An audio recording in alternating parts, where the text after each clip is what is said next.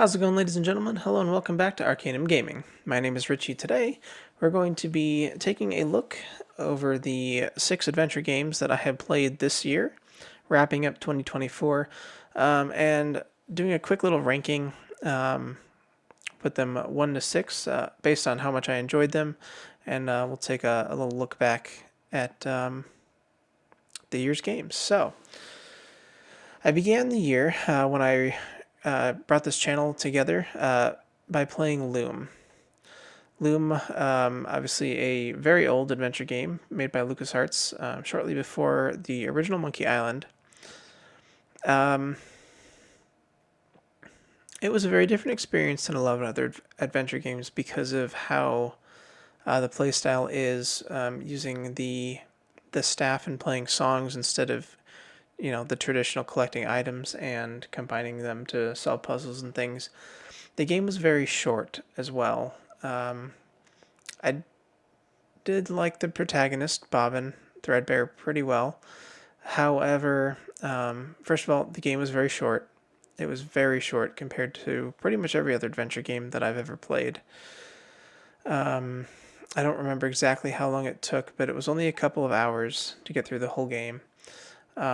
I also found the game to be quite frustrating at times, and part of the reason for that was, if you had bought this game back in the day, you had the original version, you would have had a manual and there was like backstory and stuff in there on kind of the setting, and there was like a little book to kind of tell you what the songs were that you were supposed to be learning for solving these puzzles. And if you buy the game online, that usually comes in a digital download format. And it turns out that the copy of the game that I purchased did have that available, but I didn't find that out until after I'd already finished the game. And so that was very frustrating trying to play through the game, missing that very important information. So I really didn't have that great of a time with it as I was hoping. Um, all in all, it was okay. I'm glad I played it. It was one of the motivating factors for starting up the channel. That and a couple of other classic adventure games that we haven't gotten to playing yet, like Grim Fandango and Full Throttle. Those are also on the list. And just I've collected so many other adventure games through Good Old Games sales and a couple on Steam as well. That we've got a lot of content that we're going to be getting to in the near future here. But Loom was one of the big ones that I wanted to play. That's really what wanted to get me back on YouTube making videos again. So Loom was the first one. That's probably it's probably going to end up towards the bottom of the tier, but let's move on to the second adventure game that we played this year, which was Sam & Max Hit the Road. And that one is immediately going to go ahead of Loom here. So it really doesn't feel like we finished the game all that long ago, even though it's been at least over a month now. Sam & Max Hit the Road was it was a gem. Let's just put it that way. It was absolutely hysterical. I loved the characters. I loved the story. The inventory system was a tiny bit clunky compared to some other games, more modern games, also Monkey Island, things like that.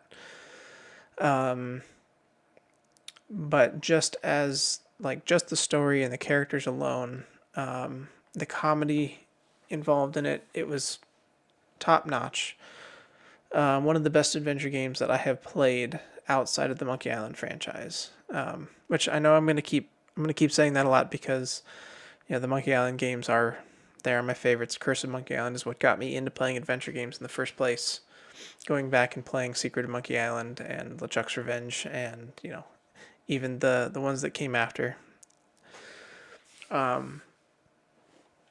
Playing Sam & Max Hit the Road really, it felt like the first time that I played Curse of Monkey Island. It really felt, it felt like the epitome of what adventure games should be. Obviously there's other games that aren't as humorous, which is fine. They don't all have to be funny, and we're going to see that a little bit later on as we get down on this list. But yeah, there were just some just really enjoyable moments. I really like the characters, and I'm looking forward to playing The later games in that series, Sam & Max Save the World, is the next one, I believe. We'll hopefully be getting to that later in 2025. But yeah, that one, I think,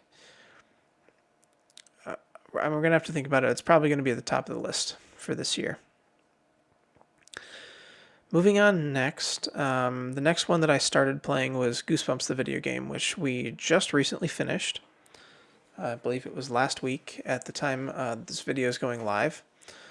And this one was a little bit different. It's not like the traditional adventure game where you have your 3D character walking around. This was a first-person perspective, and it really felt like more one of those hidden object type games rather than like a regular adventure game.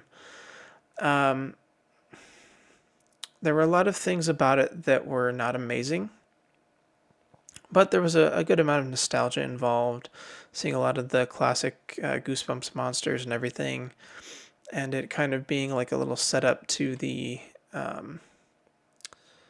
the more modern movie with R.L. Stine played by Jack Black.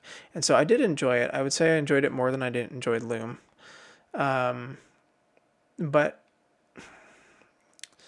I was debating whether or not I would even include it on this list because it is different than, most of your regular point and click adventure games. I decided to include it anyway, and yeah, it was fun. Definitely great if you can get it on sale if you want to try it out, but not making the top of the list, that's for sure. Up next, we're going to have Broken Sword Shadow of the Templars. That one we're still in the middle of playing. We haven't finished it yet, but I decided I'd throw it on here anyway just because I didn't have that many games I played this year since I just started the channel in the middle of June. But Broken Sword is going to go right up here in second place for the moment. Obviously, this one's it's not as funny as something like Sam & Max or Monkey Island, but the story is very well written. Some of the puzzles are very frustrating, which is, can be good for an adventure game, can also be not great. I'm loving the game. I really like George. Nico's character is interesting, although I wish she had more of a part to play. Hopefully, we'll see more of her in the rest of the series as we move on. Obviously, I haven't finished this one, so I don't have any final thoughts on it yet. But I am enjoying it. It seems it's a little bit more linear than some of the other games, which is okay. It's just a little different, but yeah, it's been a good one. I'm enjoying it. I'm definitely excited to finish the game, so that's a good thing. Goosebumps and like Loom and such, they were a little bit of a struggle to get all the way through it, even though they were a bit shorter, just because it really wasn't as fun. But yeah, Broken Sword, it feels like a good adventure game. It's a little bit unique with how the dialogue and the inventory works compared to other games I've played, but it's been a lot of fun. Definitely high up there on the list for this year.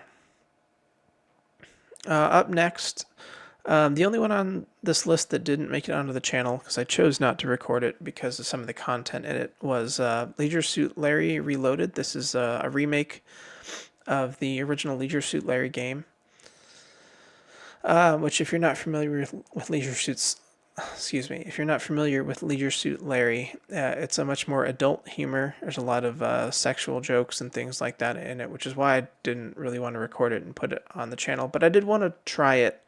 One, because it was on sale on Good Old Games. I got it for like $1.50 or $2 or something like that. It's one of the original, Sierra Adventure games. Obviously, this was the remade version of it with a traditional, not a more modern point and click interface rather, because the original was an old text parser style, which I really don't like. So I went ahead and played through it just to get an idea, see what it was like, experience some of the nostalgia of one of the earliest adventure games. I enjoyed some of it, but a lot of the sexual stuff was just a little bit over the top for me. So I probably am not going to play any more games in the series, but you never know. Maybe someday.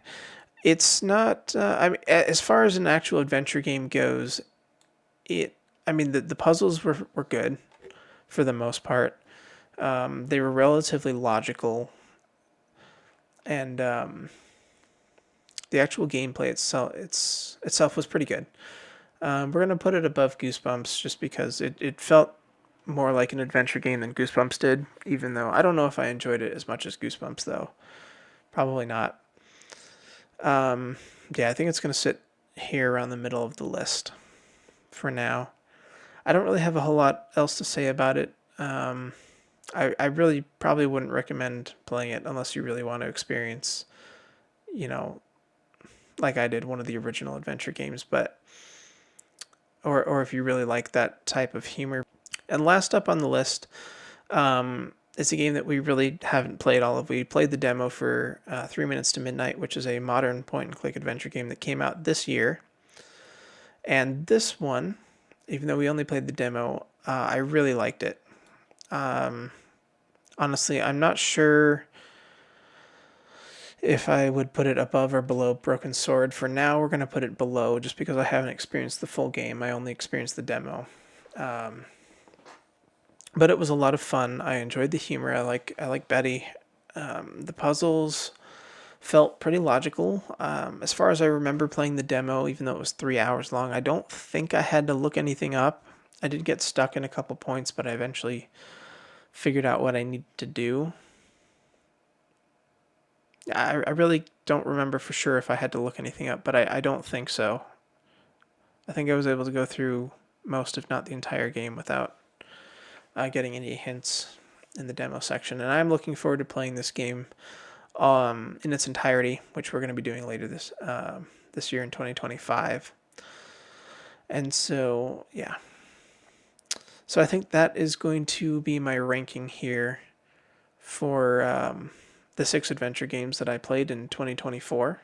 Sam & Max, Broken Sword, Shadow of the Templars, 3 Minutes to Midnight, Leisure Suit Larry Reloaded, Goosebumps the video game, and The Loom.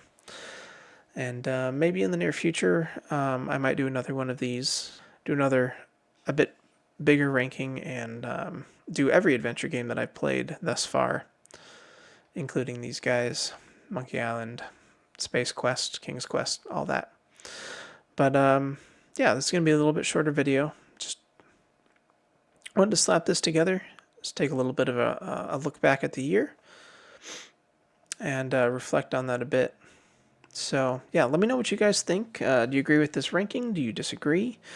Have you played these games? Or any of them on your list to play? What do you think about them? Would you rank this differently? Would you rank it the same? Yeah, let me know what you guys think. Anyway, thank you guys so much for watching. Have a wonderful New Year's, and we'll see you next week in 2025.